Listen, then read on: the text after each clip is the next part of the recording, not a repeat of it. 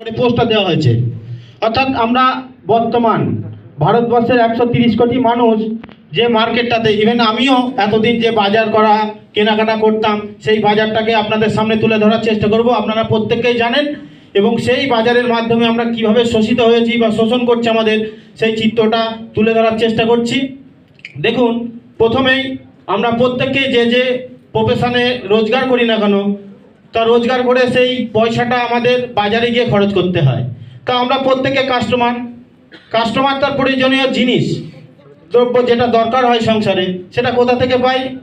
আমাদের আশেপাশে বা বাজারে কোনো একটা খুচরো দোকানদার, সেই খুচরো দোকানদারের কাছ থেকে আমরা আমাদের প্রয়োজনীয় জিনিসটা কেনাকাটা করি। অ্যাকচুয়াল এই খুচরো দোকানদার বা রিটেলার সেই প্রোডাক্টগুলো কি তৈরি করে? দাদা, আপনি কি তৈরি করেন? না। Thank you. এই খুচরো দোকানদার আবার যে উপরের ডিলার আছে, হোলসেলার সেও কিন্তু প্রোডাক্ট তৈরি করে না। হোলসেলার আবার নিয়ে আসে ডিস্ট্রিবিউটরের কাছ থেকে। ডিস্ট্রিবিউটর সেও কিন্তু সেই প্রোডাক্টগুলো ম্যানুফ্যাকচারিং করে না। ডিস্ট্রিবিউটর আবার নিয়ে আসে সিএনএফ এজেন্ট, যারা ক্যারি অ্যান্ড ফরওয়ার্ড করে মার্কেটে ছাড়ে প্রোডাক্টগুলো। তারপরে কি হয়? কোম্পানি অ্যাকচুয়াল ম্যানুফ্যাকচারিং করে সিএনএফ এজেন্টের মাধ্যম দিয়ে আমাদের কাছে প্রোডাক্টগুলো পৌঁছায়। এখানে একজন আছেন আমাদের ম্যাডাম, যে মাধ্যমটা টিভির সামনে দাঁড়িয়ে হাজার হাজার কোটি কোটি মানুষের সামনে হুবহু মিথ্যা কথা বলে, সেই কাজটা অ্যাকচুয়াল আপনি কিছু মনে করবেন না, এটা বাস্তব, আমরা চোখের সামনে দেখছি। টিভি অ্যাড মাথা খারাপ করে দিচ্ছে, সেইটা দেখার ফলে মানুষ প্রলোভিত হচ্ছে এবং প্রোডাক্টের পরিচিতি ঘটাচ্ছে। তারপরে আমরা প্রোডাক্টটাকে চিনতে পারছি, আমরা বাজারে গিয়ে কেনাকাটা করছি।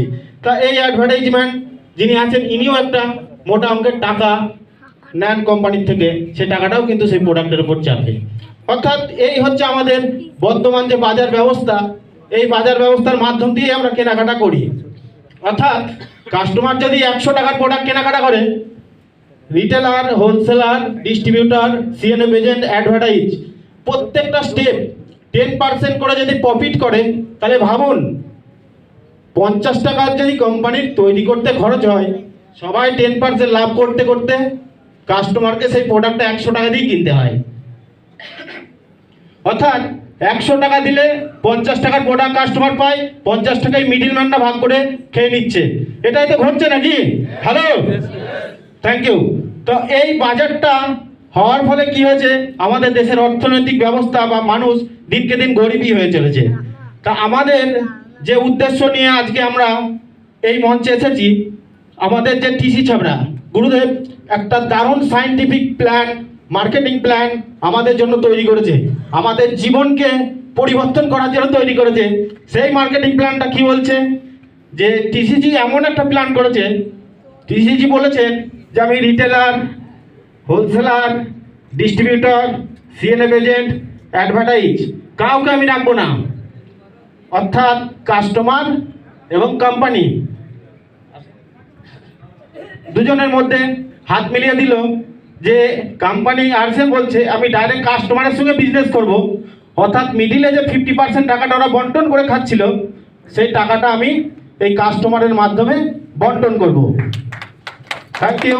তা আমরা যদি এই 50% টাকাটা নিতে চাই তো, তাহলে আমাদের ভাগ্য পরিবর্তন হয়ে যাবে। তো এই 50% টাকাটা নেওয়ার জন্য যে সিস্টেম আছে, যে যার হাত ধরে এসেছেন তাদের আপলাইনের সঙ্গে সুন্দরভাবে বুঝে নেবেন যে আরজিএম থেকে ক্যারিয়ার করতে গেলে এই 50% টাকাটা কিভাবে নিতে হবে। ঠিক আছে? তো এই হচ্ছে আমাদের মার্কেটিং বর্তমান ব্যবস্থা। একটা পুরনো বাজার ছিল, সেই বাজারটা থেকে একটা নতুন বাজারে কনভার্ট হয়েছে।